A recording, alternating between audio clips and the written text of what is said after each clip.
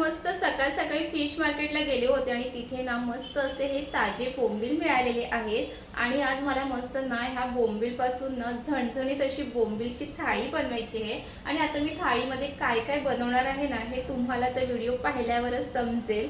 आणि आता हे मस्त ताजे ताजे बोंबील आहेत, इथे पाहू शकतात।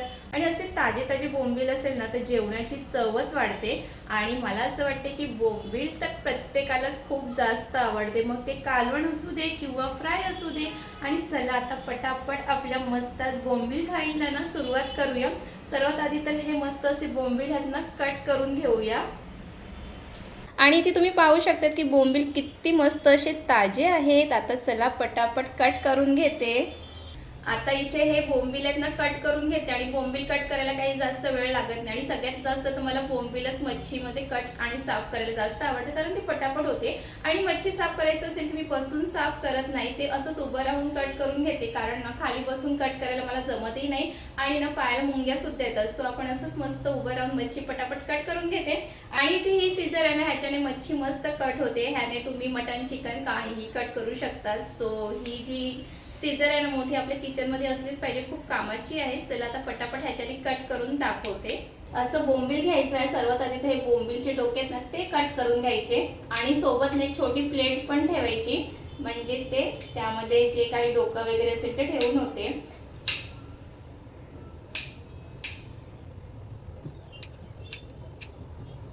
बोंबीलचे डोके कट करून घेतले। आता एका बोंबीलचे आहेत ते 2 तुकडे करून घेते।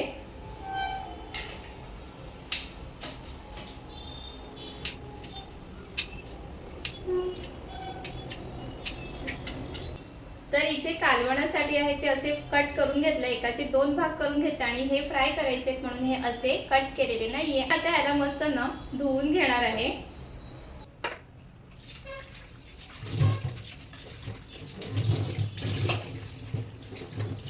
बोंबील इथे स्वच्छ धुवून घेतले आहे। जे फ्राय करायचे आहेत ना त्याला असे आतून कट करून घेते। हे बघा असे आतून कट करून घेतलेले आहे। आतून असे जे बोंबील कट करून घेतले ना ते आता प्लेटवर ठेवून घेते आणि त्यावरती काहीतरी वजन ठेवायचं, म्हणजे बोंबील आहेत ना मस्त असे कुरकुरीत फ्राय होतात। तर मी हे नेहमी असंच करते। त्यावरती परत एक प्लेट ठेवायची आहे आणि काहीतरी वजन ठेवायचं आहे। तर इथे मी कुकर ठेवणार आहे, पाण्याने भरलेलं कुकर ठेवते। तर इथे कुकर ठेवलेला आहे आणि आता हे तसंच ठेवायचं आहे, त्यावरती वजन। आता तिथपर्यंत आता मस्त बोंबीलचं झणझणीत असं कालवण करून घेऊया। बोंबीलच्या कालवणासाठी लागणारे सगळं साहित्य ते काढून घेतलंय। काही जास्त साहित्य लागत नाही, फक्त वाटणच लागतं आणि ते सुद्धा आलं लसूण मिरची कोथिंबीर याचं भरपूर असं वाटण घ्यायचं। जर तुम्ही कालवणामध्ये जास्त वाटण वापरलं ना तरच त्या बोंबीलच्या कालवणाला खूप छान चव येते। आणि इथे घेतले कोथिंबीर आणि हे फ्रायसाठी वाटण वेगळं ठेवलंय। मिरच्या घेतल्या जे आतून असे कट करून घेतले आणि हे आहे चिंचेचं आंबट। मी सुरुवातीलाच हे भिजवून ठेवलेलं आणि बोंबीलच्या कालवणामध्ये तर चिंचेचं आंबट तर एक नंबर लागतो। आणि चलाचं हे जे कालवण आहे ना मस्त झणझणीत आंबट तिखट असं बनून तयार होणार आहे।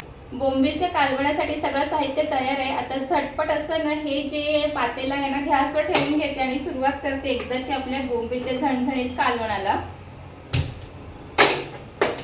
सर्वात आधी घालून घेते तेल आणि ते तेल आहे ते गरम झालेले आहे। ह्यामध्ये घालून घेते भरपूर असं वाटण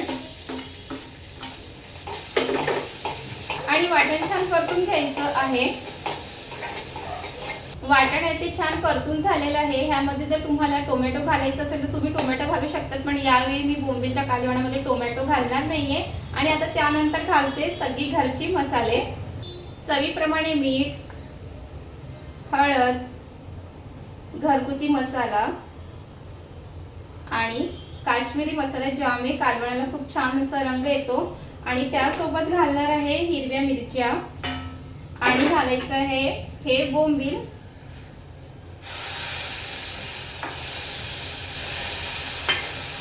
आणि हलक्या हाताने मिक्स करून घ्यायचं।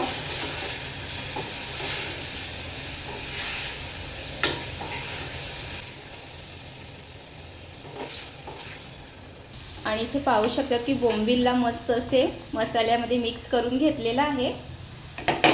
पाण्यात भिजून ठेवलं ना की चिंचेचा रस आहे तो छान निघतो, इथे पाहू शकतात।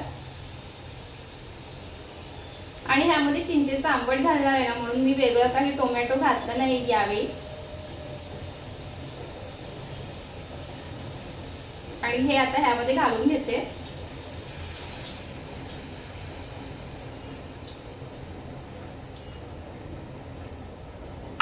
आणि हे असंच मिक्स करून घेते, कारण ना बोंबीलच्या ना कालवणामध्ये जास्त चमचा त्यामध्ये घालायचं नाही तर मग बोंबील तुटू शकतात। तर ह्यामध्ये चिंचेचा आंबट घातलेला आहे आणि आता ह्यामध्ये ठेवायचं आहे वरून झाकण आणि झाकण झाकून एक छान 4-5 मिनिटाची एक वाफ काढून घेणार आहे।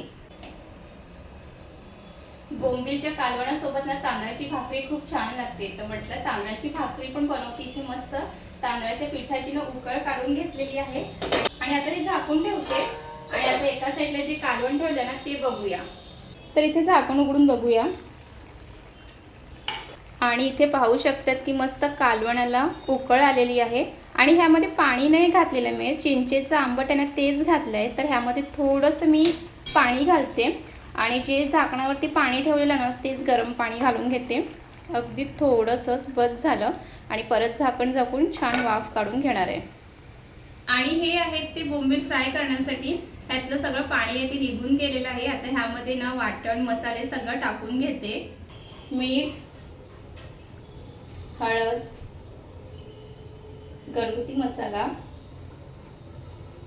आणि काश्मीरी मसाला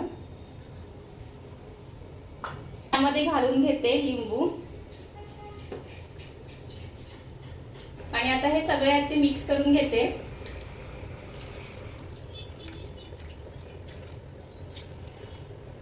मसाले लावून झालेले आहेत आणि आता एका साईडला जे कालवण ठेवले ना ते बघून घेते, कारण आता हे कालवण झालेलं आहे आणि आता हे बाजूला ठेवते। तर इथे हे आपलं कालवण बनवून तयार झालेलं आहे आणि आता वरून आहे ना भरपूर अशी हिरवी कोथिंबीर घालायची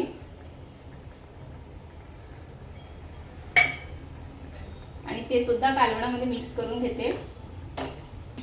आणि इथे तुम्ही पाहू शकता आपलं हे बोंबीलचं झणझणीत असं कालवण बनवून तयार झालेलं आहे आणि ह्याच्यासोबत तांदळाची भाकरी खूप छान वाटते खायला। तर आता हे बघा हे झालेलं आहे। आता एका साईडला तर जे बोंबील आहेत ना ते फ्राय करायला घेऊया। आणि इथे बोंबीलला मसाले लावून ठेवले होते, ह्यामध्ये वाटण घालायला मी विसरले, एका बाजूला ठेवलं होतं म्हणजे हे लक्षात आलंच नाही। आता ह्यामध्ये वाटण घालून घेते आणि हे सुद्धा मिक्स करून घेते।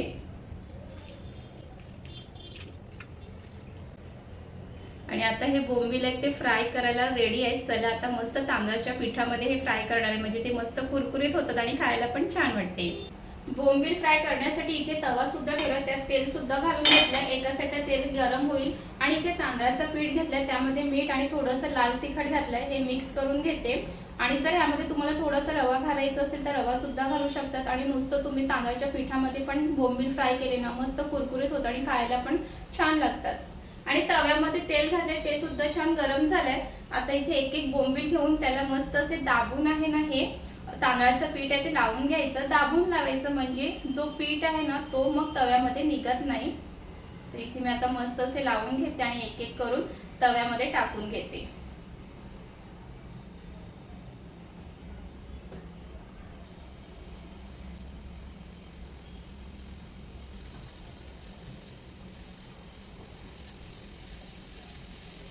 आणि इथे मी मच्छी तव्यामध्ये टाकेपर्यंत तुम्ही जर आपल्या चॅनलला अजून सबस्क्राइब केलं नसेल तर सबस्क्राइब करून घ्या आणि व्हिडिओ आवडत असतील तर लाईक करत चला, कमेंट करत चला। आणि तुम्हाला मच्छीमध्ये कोणती रेसिपी बघायला आवडेल ना हे मला कमेंटमध्ये सांगत चला, म्हणजे मी तुमच्यासाठी तशा रेसिपी नक्कीच घेऊन येईल। तर इथे सर्व बोंबील आहे ते तव्यावर टाकून झालेले आहे। आता 4-5 मिनिटांनंतर बघूया। एका साईडला बोंबील फ्राय होत आहे, इथे तांदळाच्या पिठाची उकळ काढून घेतलाय, ते आता पीठ आहे ना ते मळायला घेते, म्हणजे एका साईडला पीठ सुद्धा मळून होईल। आणि इथे पाहू शकता किती मस्त अशी उकळ झालेली आहे।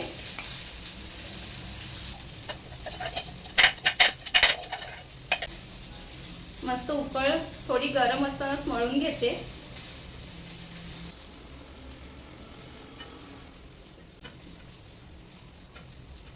इथे 4-5 मिनिटं झालेली आहे. दुसऱ्या बाजूने हे बोंबील आहेत ना पलटून घेते.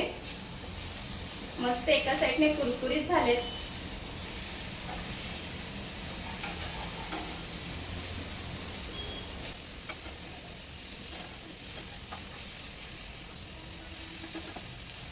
तर इथे जे बोंबील आहेत एका बाजूने मस्त कुरकुरीत झालेत. आता दुसऱ्या बाजूने पण 3-4 मिनिटांनी बघूया.